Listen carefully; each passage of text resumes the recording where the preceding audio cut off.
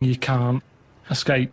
But the thing about law and order is, you don't have to take it. You can combat being wronged. It's not just punishment or retribution, it's justice. You want to know that you're valued. You know, this is a big issue, isn't it, Rick? Is one life more important than another? If you've transgressed in a terrible way, you've murdered or raped, whatever, and I say I'm going to put you to death. Well, this is an interesting argument, isn't it? Whether capital punishment. I don't agree with execution. Carl, where do you stand on the tricky issue of capital punishment? You've given it some serious thought, I imagine. So what, you asking me, like, should he be on death row? Well, should someone flip the switch, send him to his death in the electric chair?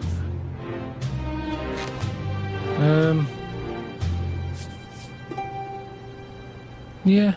That was the least considered. Yeah. I mean, I saw a little bit of flicker behind the eyes. I don't know what. Well, just take us through the mental process that you arrived at the yes with there. So you know, I remember that because there was quite a brief gap there. I just was thinking, it's not a nice job if you work in there and you've got to flick the switch. Right. But I was wondering if it's possible to just do it so it's linked up to someone's switch. What do you mean? When they put the lights on something. So it's like sometime tonight when the sun goes down and people start putting the lights on in their house, it could happen. But we don't know what household, they might be away on holiday. So you might get an extra 2 weeks. But at least that way, because for me... But my point is, you do agree that someone should be put to death for a terrible crime, do you? You've got to have something there to stop them people who don't care, haven't you? Nature's done it in a way with bees. They've gone, we'll give you a weapon, but if you use it, you die. And that's like the bee. Well, so they're worried they're going to go, I'm not going to do it. We do, weren't we? We have people saying, one, you can't do that. That's step one. Here's the law. Don't do it. But there's a lot of people who go, I'm not bothered about the law. I'm not bothered about annoying people.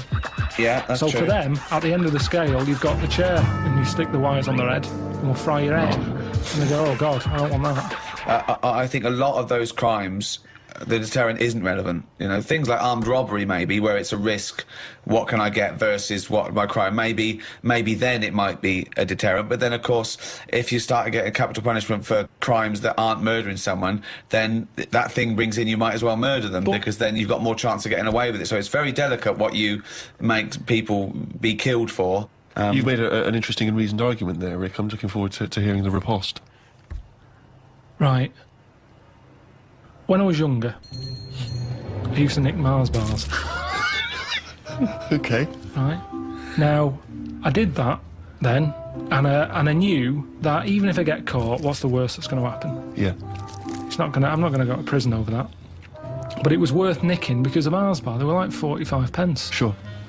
A Mars bar was a proper treat. There's a lot going on in there. A lot of chocolate, a lot of caramel. Yeah. Like, I say 45 pence. Yeah. So... So that was like an advert that went wrong just to the end. They started off good. They go, this bar's good. You go there. Mars bar's a lot in it. It's like, oh, good, keep going. Yeah, it's got caramel. So yeah. But it's 45 pence, which is too fucking much. So fucking nick it, you got. But when I was younger, that was worth a risk because I knew that I'd be getting something worth 45 pence for free. You weren't going to get the electric and chair. I wasn't going to get done.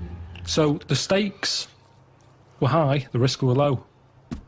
You mean the stakes were high, the risks were low? I think he's just trying to sound cool.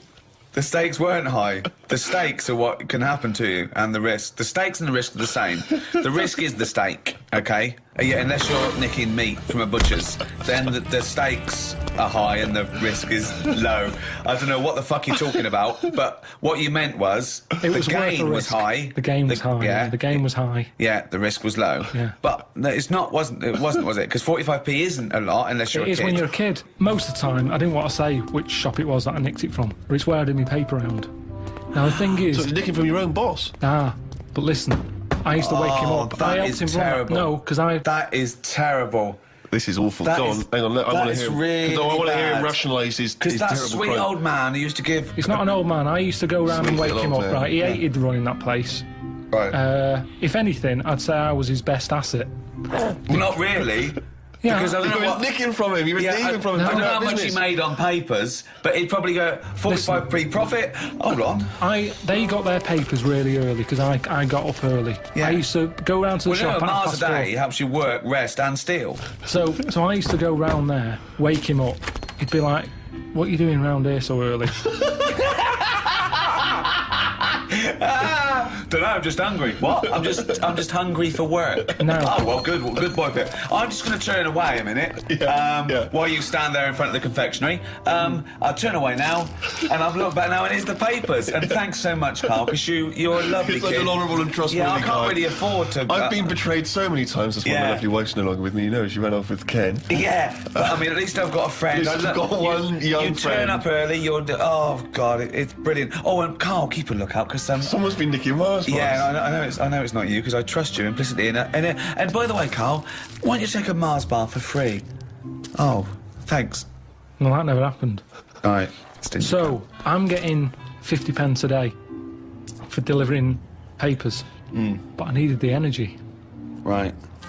Now, if I spent my 50p on a Mars bar, Yeah. 5p profit a day, it's not worth it. No. So help yourself. I knew I was doing a good job for you. No. So help yourself. That doesn't follow. So help yourself. Get another job. Leave that job. Negotiate a pay rise. Not help myself. That doesn't go. That's ridiculous. Where does it stop? If you worked in a nuclear power plant, well, they're not paying me much. Have a little bit of uranium. A lovely little bit of uranium. Yeah. I do. That's a strange analogy, Rick. Sort of left straight from a bloke nicking stuff from work. So he works in a power plant, he's having himself a bit of uranium. What's he doing with the uranium? Well, you know, Mars a day and all that, and that's for energy, and so's uranium. But more energy than a Mars bar. Yeah. A lot of the laws of the land are from the Bible. I mean, that kicked it off. I mean, there was laws before, obviously, and there were different gods before this one was invented.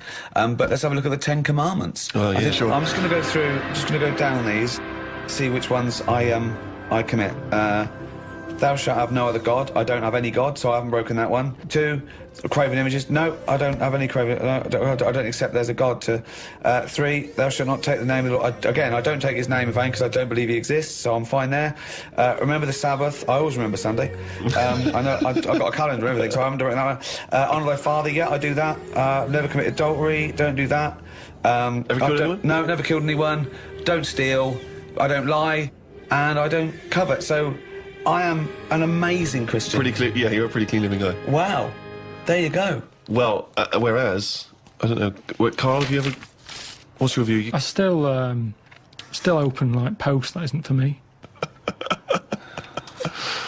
Why do you open other people's mail? But it's just a fella called Bruce who he's the bloke who used to own the flat before me, and I don't know. I started off and I thought, oh, should I pass it on? You know, because when people move, it's a lot of messing about tracking down where they've gone. So I thought, should I just leave them for a bit? And I collected some for a bit. And then there was one that sort of said, this is important on the front of it. So I thought, how important is it? So I opened it. What was it? Was it important? Not really. It was from a tattooist. What did they say? It was just something They about said, it. "Oh, we used the AIDS needle on you. Can you come in for a little test?" So I just started. I just kind of thought, oh, I'll start opening it, having a look, and it was weird because, do you know like how you get fed up of being yourself? No, but go on. Well, you I'm can have- intrigued. Of course. No, you can just have days where you're like, I what wish is I was going Brad on? Pitt, yeah. Well, you know, and Bruce Willis in your case, well, isn't it? well, this bloke was Bruce, so I just go, oh, let's see what, you know, if I was Bruce, Yeah. would I be happier being him? Do you know, like how I've said to you before, you never know if you don't feel well because they can't put you in someone else's body to sort of compare.